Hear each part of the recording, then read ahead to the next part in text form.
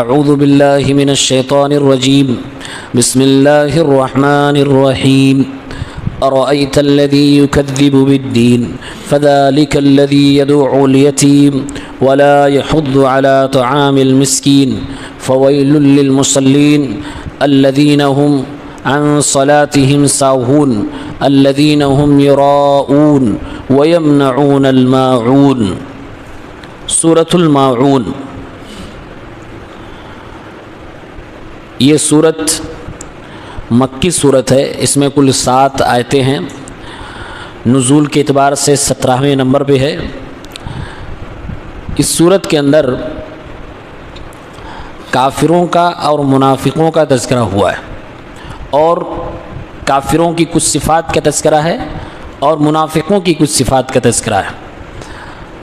مقصد اس تذکرے سے یہ ہے کہ مومن اور مسلمان لوگ اس سے ڈر جائیں، کافروں والی صفت اپنے اندر پیدا نہ کریں اور منافقوں والی صفت نہ آنے دیں۔ اور دوسرا مقصد ہے کافروں اور منافقوں کو ڈانٹنا، ڈپٹنا، انہیں زجر و توبیخ کرنا، تاکہ وہ سوچنے پہ مجبور ہوں اور ہدایت کی طرف قدم بڑھانے کے لیے غور و فکر کریں۔ چنانچہ اللہ رب العالمین نے ارشاد فرمایا ارأیت الذی یکذب بالدین، کیا آپ نے دیکھا اسے جو حساب و کتاب اور فیصلے کے دن کا منکر ہے؟ قیامت کے دن کا، حساب و کتاب کا، فیصلے کے دن کا منکر وہی شخص ہوگا جو کافر ہوگا۔ یہ ارکان ایمان میں سے ایک حصہ ہے۔ ہم اور آپ جن 6 چیزوں پہ ایمان لاتے ہیں انہی میں سے ایک ہے ایمان بالیوم الآخر، آخرت کے دن پر ایمان لانا۔ اگر کوئی شخص ان 6 میں سے کسی ایک کا بھی انکار کرتا ہے اور اس پر ایمان نہیں لاتا ہے تو اسے ہم کافر کہتے ہیں۔ جب انسان آخرت کے دن پر ایمان نہیں لائے گا تو ایسے انسان سے نیکی، بھلائی، احسان کی امید بہت کم کی جاتی ہے، بلکہ شرعی نقطہ نظر سے ایسا شخص نیک کام کبھی خلوص اور اخلاص کے ساتھ نہیں کر سکتا ہے۔ ایک انسان نیک کام کیوں کرتا ہے؟ اسی آیت کے پس منظر میں ایک مفسر نے لکھا کہ انظر الذی کذب بالدین تجد فیہ هذه الاخلاق القبیحہ والاعمال السیئہ، کہ آپ دیکھو اس شخص کو جو آخرت کے دن کا منکر ہو، جو حساب و کتاب کو مانتا ہی نہ ہو، جو یہ تسلیم کرنے کو ہی تیار نہ ہو کہ ایک دن آئے گا، قبروں سے اٹھائے جائیں گے، حساب و کتاب ہوگا اور جو بھی زندگی میں ہم نے کیا ہے اس کا ہمیں بدلہ دیا جائے گا۔ جس کا اس پر ایمان ہی نہ ہو تو اس کے اندر وہ تمام بری عادتیں اور بد اخلاقیاں پائی جائیں گی، جس کا تذکرہ اس صورت میں اللہ رب العالمین نے کافروں کے حوالے سے کیا ہے۔ آگے کہتے ہیں وَإِنَّمَا ذَلِكَ لِأَنَّ الدِّينَ يَحْمِلُ صَاحِبَهُ عَلَى فِعْلِ الْحَسَنَاتِ وَتَرْكِ السَّيِّئَاتِ، کیونکہ دین اور حساب و کتاب ہوگا، اس چیز کا جو خوف ہوتا ہے، اس چیز کی جو سوچ ہے، انسان کو نیکی کرنے پہ ابھارتی ہے اور برائی سے روکتی ہے۔ اس لیے ہر مسلمان جو بڑی سے بڑی نیکی کرتا ہے اس کو کیا امید ہوتی ہے کہ کل ہمیں اس کا بدلہ ملے گا، اور جو گناہوں کو چھوڑتا ہے، چاہے صغیرہ ہوں، کبیرہ ہوں، اعلانیہ گناہ ہوں یا خفیہ گناہ ہوں، وہ اسی لیے چھوڑتا ہے کہ کل کہیں اس کی سزا نہ ہو جائے، کل کہیں اس کے اوپر ہماری گرفت نہ ہو جائے۔ یعنی نیکی اور گناہ کرنے اور نہ کرنے کا ایک بڑا موٹیو ذریعہ، ایک وہ چیز جس کی وجہ سے انسان رک جاتا ہے، بڑھ جاتا ہے، وہ ہے ایمان بالیوم الآخر۔ اس لیے اللہ رب العالمین نے جب فرمایا ارأیت الذی یکذب بالدین، اے نبی کیا آپ نے اس شخص کو دیکھا جو کہ فیصلے کے دن کا منکر ہے، اس کو جھٹلاتا ہے، مانتا ہی نہیں ہے کہ اٹھائے جائیں گے، زندہ ہوں گے، پھر حساب و کتاب دینا ہوگا۔ وہ تو کہتا ہے اذا کنا عظاما نخرہ قالوا تلک اذا کرۃ خاسرہ، جب ہم لوگ سڑی ہوئی، بھربھرائی ہوئی ہڈی بن جائیں گے تو کیا دوبارہ ہم کو پھر کوئی زندہ کر سکتا ہے اور پھر ہم سے کوئی حساب لے گا؟ یہ لوگ انکار کرتے تھے۔ تو اللہ تعالیٰ نے کافروں کی اسی ایک صفت کا ذکر فرمایا ہے کہ وہ آخرت کے دن پر ایمان نہیں رکھتے، وہ نیکی اور بھلائی کا بدلہ ملنا ہے، برائیوں پر سزا ملنی ہے، اس کو ماننے کو تیار نہیں ہے۔ جب انسان یہ چیز نہیں مانتا ہے تو اللہ نے فرمایا کیا کرتا ہے، فَذَلِكَ الَّذِي يَدُعُّ الْيَتِيمَ، پھر یہی وہ لوگ ہوتے ہیں جو یتیموں کو ڈانٹ ڈپٹ کر بھگا دیتے ہیں۔ دعا یدعو کے معنی ہوتے ہیں کوئی شخص یتیموں کو بڑی شدت کے ساتھ، سختی کے ساتھ ڈانٹ ڈپٹ کر اس کا حق نہ دے اور اپنے پاس سے بھگا دے۔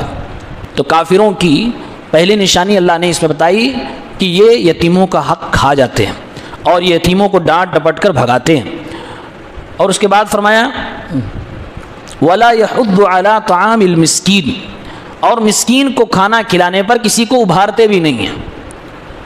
اب اس آیت پہ غور کریں، اللہ نے یہ نہیں کہا کہ یہ کافر لوگ جو آخرت کے دن کا انکار کرتے ہیں، حساب و کتاب کا انکار کرتے ہیں، یہ مسکینوں کو کھانا نہیں کھلاتے، یہ نہیں کہا، بلکہ یہ کہا کہ مسکینوں کو کھانا کھلانے پر ابھارتے ہی نہیں ہیں۔ دونوں چیزوں میں فرق ہے۔ ایک ہوتا ہے کہ انسان کھلائے، اس میں کچھ خرچ کرنا پڑے گا، ایک ہوتا ہے نہیں کھلا نہیں رہا لیکن دوسروں کو کہہ رہا ہے یتیموں، مسکینوں، غریبوں، فقیروں کو کھلایا کرو، دوسرے سے کہہ رہا ہے، اس کو کہنے میں کچھ خرچہ کرنے کی ضرورت تو ہے نہیں۔ لیکن اللہ نے فرمایا اتنے بخیل یہ لوگ ہوتے ہیں، اتنے کنجوس ہوتے ہیں کہ یہ بھی نہیں کسی سے کہتے کہ مسکینوں، یتیموں، فقیروں کو کھلایا کرو، کسی کو ابھارتے بھی نہیں ہیں۔ وَلَا يَحُضُّ عَلَىٰ طَعَامِ الْمِسْكِينِ، مسکینوں کو کھانا کھلانے پر کسی کو ابھارتے بھی نہیں ہیں۔ یہ دو صفات اللہ نے کافروں کی بتائی، ایک تو یہ غریبوں، مسکینوں، یتیموں کے ساتھ بدتمیزی کرتے ہیں، دوسری یہ اتنی نفرت ان سے ان کو ہوتی ہے کہ یہ ان کو ڈانٹ ڈپٹ کر بھگا بھی دیتے ہیں، کسی اور سے کہتے بھی نہیں کھلاؤ، اور اپنا تو کھلاتے ہی نہیں، اس کا کوئی سوال ہی نہیں ہے۔ اس کے بعد کہا فویل للمصلین، ہلاکت ہے، بربادی ہے نمازیوں کے لیے، الذین هم عن صلاتهم ساہون، جو اپنی نمازوں سے غفلت برتتے ہیں۔ شروع کی 3 آیتوں میں کافر کا تذکرہ ہوا، ارأیت الذی یکذب بالدین فذلک الذی یدعو الیتیم ولا یحض علی طعام المسکین، یہ کافروں کا تذکرہ ہو گیا۔ اب اس کے بعد اللہ تعالیٰ منافقوں کا تذکرہ کر رہا ہے، فویل للمصلین، نمازیوں کے لیے ہلاکت، بربادی، شدید عذاب ہے، الذین هم عن صلاتهم ساہون، ایسے نمازی جو اپنی نمازوں سے غفلت برتتے ہیں۔ نمازوں سے غفلت برتنا کیا مطلب ہے؟ اور ایسے نمازی جن کو اللہ تعالیٰ دھمکی دے رہا ہے، جن کو اللہ رب العالمین ہلاکت و بربادی کی خبر سنا رہا ہے، کا جو نمازوں سے غفلت برتتے۔ مفسرین نے لکھا عام طور سے نمازوں سے غفلت 2 طریقے سے انسان برتتا۔ نمبر 1 کہ نمازوں کو اس کے اوقات پہ نہیں پڑھتا ہے، نماز جس وقت پہ فرض ہے اس وقت پہ نہیں پڑھتا ہے، اپنی من مرضی جب دل میں آئے تب پڑھتا ہے۔ بندہ 5 وقت کا نمازی لیکن وقت اپنے حساب سے طے کر لیتا ہے، اپنی فرصت سے وقت نکال کے پڑھتا ہے، تو یہ نمازوں کو غفلت برتنا ہے۔ ایسے نمازیوں کے لیے اس آیت میں اللہ رب العالمین نے ویل کی دھمکی دی ہے، دردناک عذاب کی، جہنم کے ایک خاص گڑھے کی دھمکی دی ہے۔ اور دوسرے وہ لوگ، ایسے نمازی جو نماز کو اس کی ہیئت اور کیفیت اور اس کی اصل شکل میں نہیں پڑھتے ہیں، ایسے لوگ بھی اس کے اندر داخل ہیں، یعنی کہ دل و دماغ حاضر نہیں ہوتا ہے، وہ کہیں اور رہتے ہیں، کیفیت اللہ کے نبی صلی اللہ علیہ وسلم کی نہیں اپناتے ہیں، طریقہ رسول اللہ صلی اللہ علیہ وسلم کا نہیں اپناتے ہیں، اس میں بھی اپنی من مرضی چلاتے ہیں۔ تو اللہ تعالیٰ ایسے منافقوں کو ایکسپوز کرتے ہوئے فرما رہا ہے یہ نمازی دکھنے میں لگتے ہیں لیکن ہے نہیں نمازی۔ دوسری جگہ قرآن میں اللہ نے فرمایا یہ لوگ نماز پڑھنے آتے ہیں بالکل سست رہتے ہیں اور اپنی نمازوں میں اللہ کا ذکر کرتے ہی نہیں ہیں، بہت تھوڑا اللہ کا ذکر کرتے، ورنہ آئے کھڑے رہے اس کے بعد چلے گئے۔ فرمایا فویل للمصلین، ایسے نمازیوں کے لیے ویل ہے۔ قرآن کی یہ اکلوتی ایک ایسی آیت ہے کہ جس میں اللہ رب العالمین نے نیک کام کرنے کے لیے آئے ہوئے نیکوں کے چولے میں موجود منافقوں کا تذکرہ کیا اور ان کو اللہ نے دھمکی دی ہے۔ نمازیوں کے لیے ویل، اب اندازہ کیا جا سکتا ہے جو شخص نماز کو اس کے وقت پہ نہ پڑھے اور اللہ کے نبی صلی اللہ علیہ وسلم کی طریقے پہ نہ پڑھے، اس کو اللہ رب العالمین ویل کی دھمکی دے رہے ہیں۔ جو شخص نماز ہی نہ سرے سے پڑھتا ہو، اس کو اللہ رب العالمین کیا کہیں گے؟ ما سلککم فی سقر، تمہیں جہنم میں کیوں ڈالا گیا؟ قالوا لم نک من المصلین، کہیں گے ہم نمازی نہیں تھے۔ تو نماز چھوڑ دینا یہ انسان کو جہنم میں لے جانے والا عمل ہے۔ آگے اللہ تعالیٰ ایسے منافقوں کا تذکرہ کرتے ہوئے فرمایا الذین هم عن صلاتهم ساہون الذین هم یراؤون، یہ منافق جب اللہ کا ذکر مکمل طور سے نہیں کرتے، نبی کے طریقے پہ نماز نہیں پڑھتے، پھر نماز پڑھنے کیوں آتے ہیں؟ نہ دل خالص ہے نہ طریقہ نبی کا ہے، پھر نماز پڑھنے کے لیے آ کیوں رہے مسجد میں؟ اللہ نے فرمایا یہ دکھانے کے لیے آتے ہیں کہ اپنا نام بھی مسلمانوں کے ساتھ گنوا لیں، یہ دکھانے کے لیے آتے ہیں۔ ان کا مقصد اللہ تعالیٰ کو خوش کرنا نہیں ہے، ان کا مقصد ہے لوگوں کو دکھانا، کہ لوگ دیکھیں کہ میں بھی نمازی ہوں، میں بھی یہ نماز پڑھ لیتا ہوں، میں بھی نمازی ہوں، نیکوں میں ہمارا شمار ہو۔ تو یہ لوگ اللہ کو دھوکہ دے رہے ہیں جبکہ یہ اپنے آپ کو دھوکہ دیتے ہیں۔ اللہ رب العالمین کو کوئی شخص دھوکہ نہیں دے سکتا ہے۔ ایک اور صفت اللہ نے منافقوں کی اسی میں بیان کری، وَيَمْنَعُونَ الْمَاعُونَ، اور یہ منافق اتنے بخیل اور کنجوس ہوتے ہیں کہ معمولی چیزوں کو بھی دینے سے منع کر دیتے ہیں۔ جیسے کسی نے آپ سے کبھی کوئی چیز مانگ لی، ادھار مانگی، ادھار کہ لائیے تھوڑی دیر کے لیے دے دیے پھر دے دیتا ہوں میں۔ اگر کسی نے آپ سے کوئی آپ کی بڑی چیز مانگ لی، آج کے زمانے میں بڑی چیز گاڑی ہے، نہیں دے گا، چلو سمجھ میں آتا ہے کہ ایکسیڈنٹ ہو جائے گا تو یہ پھنسے گا۔ جیب میں پین ہے، پین مانگ لیا، نہیں دے گا وہ بھی۔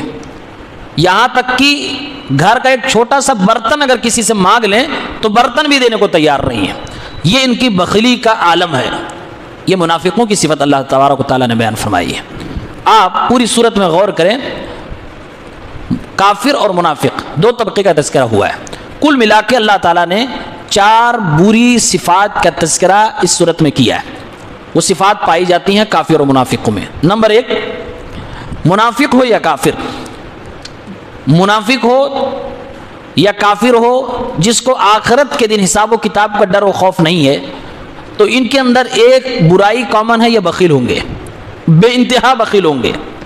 اور دوسری برائی یہ کامن ہے کہ یہ لوگ نمازی نہیں ہو سکتے، اور اگر نمازی ہوئے بھی تو اصلی اور حقیقی نمازی نہیں ہو سکتے ہیں۔ کافر تو نماز پڑھے گا ہی نہیں، اور منافق نماز پڑھے گا تو یہ دکھاوے کے لیے پڑھے گا۔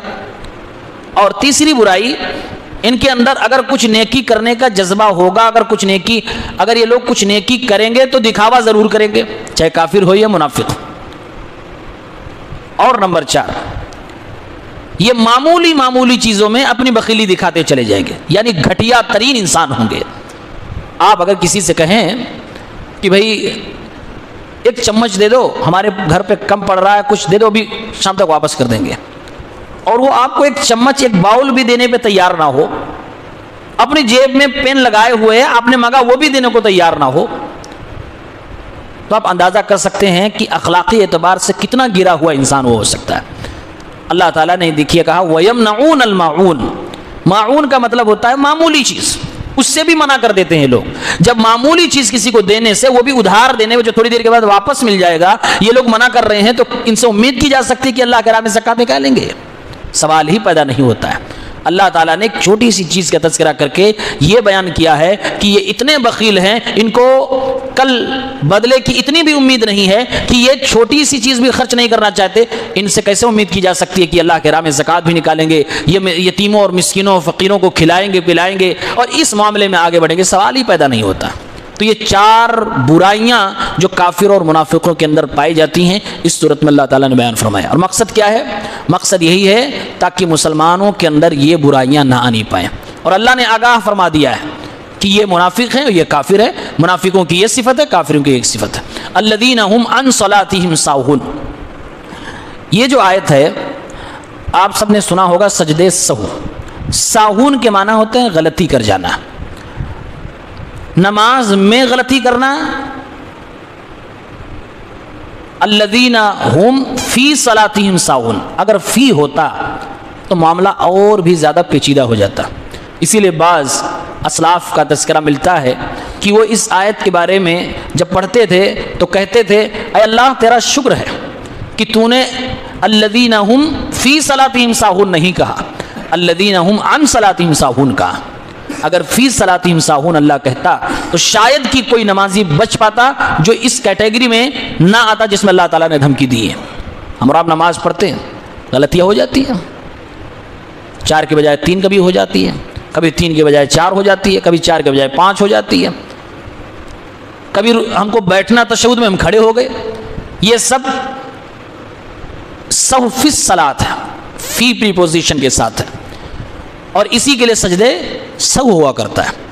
یعنی کہ یہ غلطی وہ غلطی ہے کہ جس کو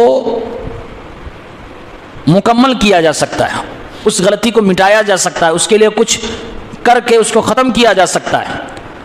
لیکن اس آیت میں جس غلطی کا تذکرہ ہے وہ عن پریپوزیشن کے ساتھ، الذین هم عن صلاتہم ساہون، صرف پریپوزیشن فی اور عن بدلنے سے معنی ہی بدل گیا۔ فی لگایا تو سجدے سہو والی غلطی آ گئی، اور عن لگایا تو یہ وہ غلطی ہو گئی کہ جس پہ انسان کی گرفت ہے، انسان پکڑا جائے گا۔ یعنی کہ یہ شخص نمازوں سے ہی غافل ہے، اس کو خبر ہی نہیں ہے کہ نماز کو ٹائم پہ پڑھنا چاہیے، اس کو فکر ہی نہیں ہے کہ نماز کو نبی کے طریقے پہ پڑھنا چاہیے۔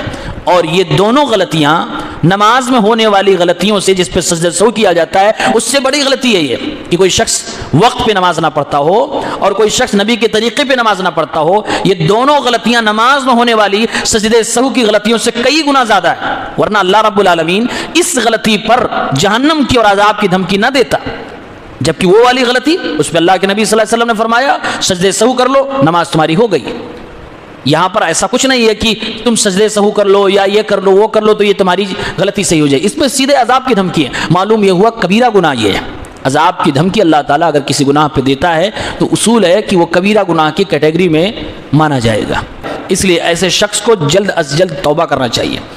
اسلاف میں سے بعض کا تذکرہ ملتا ہے، جیسا کہ بتایا وہ کہتے تھے اے اللہ تیرا شکر ہے تو نے اگر یہ کہہ دیا ہوتا الذین هم فی صلاتہم ساہون، تو نماز میں جو سب سے غلطیاں ہو جاتی ہیں ہم سب پکڑے جاتے اور پھر اس پہ عذاب کی دھمکی ہوتی ہے۔ تیرا شکر ہے کہ تو نے الذین هم عن صلاتہم ساہون کہا، ان پریپوزیشن کے ساتھ کہا۔